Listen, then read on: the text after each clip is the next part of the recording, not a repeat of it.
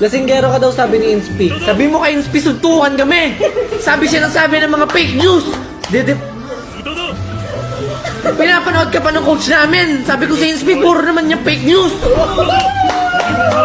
Ano masabi mo Inspi? Ano masabi mo Inspi? Galing naman siya.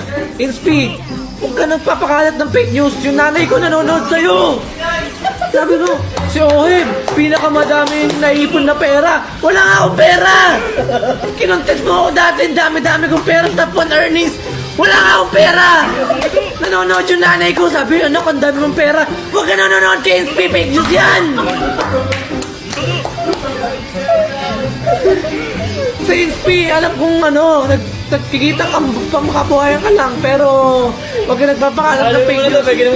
Kasi may mga nanonood na matatanda, mga magulang, nanonood. Sinasabi, ang dami-daming pera, pero wala naman talaga.